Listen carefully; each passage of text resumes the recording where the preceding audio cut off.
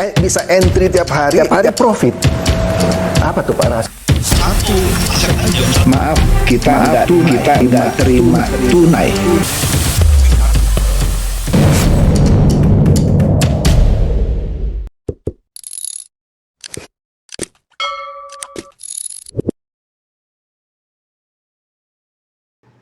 Halo Bapak Ibu, saudara-saudari sekalian, lovers and haters. Salam cerdas Indonesiaku. Jumpa lagi kita pada kesempatan kali ini. Bagi Anda yang belum subscribe channel saya, silakan subscribe channel saya. Tekan loncengnya agar Anda dapat notifikasi setiap kali saya mengupload video-video saya. Kali ini saya akan membahas mengenai perpecahan di tubuh tim hukum Roy Suryo. Wah, ini menarik nih. Tim hukumnya pecah. Nggak harmonis lah, kira-kira begitu. Kenapa bisa pecah gitu ya? Begini deh. Sebelumnya, ada yang mau numpang lewat dulu. Satu aja cepat nih. Ini juga berhubungan dengan kasus tuduhan bahwa ijazah Pak Jokowi itu palsu. Ini kita lihat nih ya. Di Kompas TV memberitakan tentang kuasa hukum juga ini. Tapi kuasa hukum Tifa. Kuasa hukum Tifa. Apa katanya? Ini lucu nih, bener nih. Kuasa hukum kok ngomongnya gini gitu ya. Kami tidak minta Jokowi ditahan. Lah, lu yang dituntut, kok malah bilang kami tidak minta Jokowi ditahan. Sekali lagi, kalian, baik itu Tifa dan tim hukumnya, tidak sedang menuntut Jokowi kan? Yang benar adalah mereka yang sedang dituntut oleh Pak Jokowi dan tim hukumnya. Masa sekarang bilang kami tidak minta Jokowi ditahan?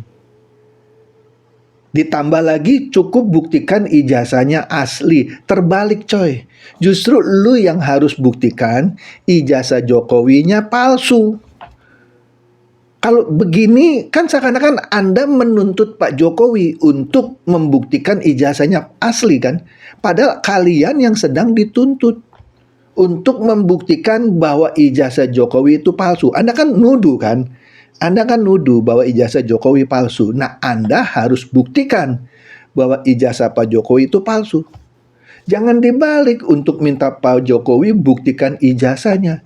Juga jangan bilang kami tidak minta Jokowi ditahan. Kalian pada posisi yang sedang dituntut. Aduh, masa kuasa hukum begini? Lucu kan? Ya lucu lah memang lah. Kalau nggak lucu ya bukannya Tifa dan kuasa hukumnya. Oke? Sekarang kita masuk ke kuasa hukum Roy Suryo.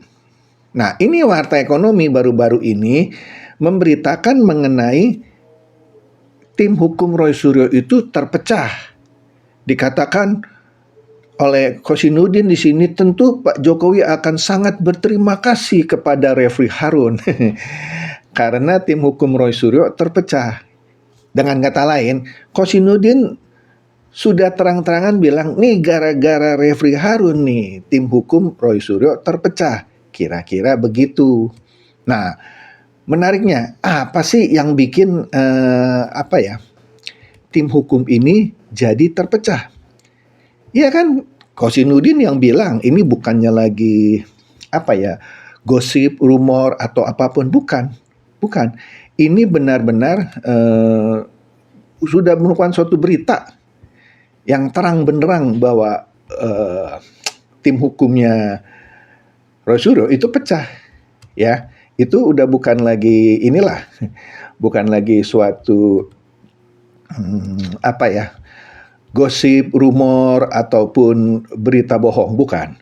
Jadi begini, ada ketegangan ya di antara tim hukumnya Roy Suryo, ya. Nah, di sini kita tahu ada tim advokasi yang menamakan dirinya anti kriminalisasi akademisi dan aktivis, ya.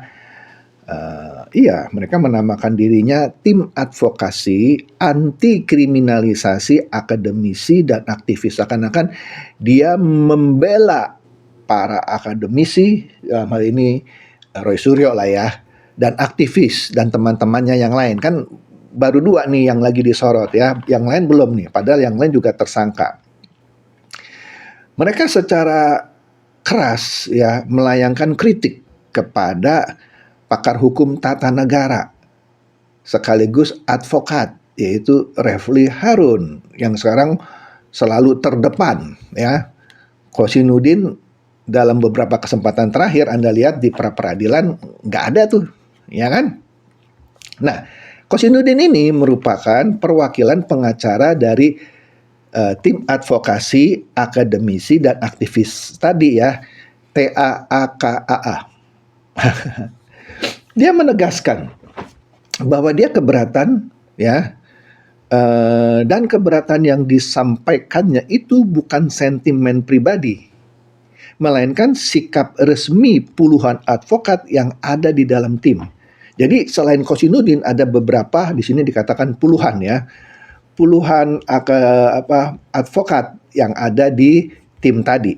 Nah, kita lihat ini, masalahnya apa, keberatannya apa ya. Yang dikatakan ini saya bukan keberatan pribadi loh, ini juga keberatan puluhan advokat ya. Nah, di dalam tim itu ada beberapa nama yang cukup kondang lah ya, seperti Petrus Celestinus, Jemi Mokolensang, Asam Khan, hingga Juju Purwantoro ya. Mereka semua ada di balik mosi tidak percaya. Astaga, ada mosi tidak percaya di antara mereka ya. Ada mosi tidak percaya. Masalahnya apa? Masalahnya Kosinudin ini menuduh Refli Harun tidak memahami kode etik advokat. Ada benernya juga sih saya lihat ya. Karena Refli Harun sebenarnya kan pakar hukum tata negara, walaupun di sini dikatakan juga sebagai advokat. Berapa sering sih Anda lihat Refli Harun mewakili suatu kasus di pengadilan? Nggak pernah. Mungkin ada tapi tidak terekspos ya di media ya. Jadi dikatakan oleh Kosinudin bahwa Refli Harun ini tidak memahami kode etik advokat terkait komunikasi antar sejawat sebelum terlibat suatu perkara. Nah loh, dituduh nih oleh Kosinudin Refli Harun tidak ngerti kode etik. Maksudnya apa?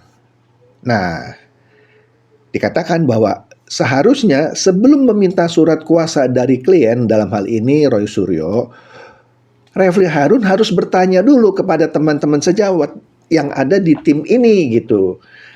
Apakah boleh dirinya terlibat?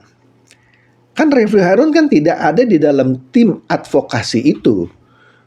Nah, kalau dia mau minta surat kuasa, nanya dulu dong sama rekan-rekannya ini. Tapi yang kejadian adalah Refli Harun langsung membentuk tim RRT. Tim Troya. RRT itu dulu waktu ada Rismon ya. Ya, RRT itu singkatan Roy Suryo, Rismon, dan Tifa. Kemudian Troya ketika Rismon keluar, tinggal Roy Suryo dan Tifa. Ganti nama, Troya. Dan terlibat dalam beberapa aksi sehingga mengajukan pra-peradilan tanpa komunikasi dengan tim. Tidak ada etikanya tuh katanya. Main serobot. Jadi itu Roy Suryo sekarang diperebutkan kira-kira begitu ya. Kata Kosinudin. Ini keterangan tertulis loh ya. Jadi ada 5 poin yang dia kritik dari tim advokasi, di mana Kosinudin ada di dalam tim advokasi itu.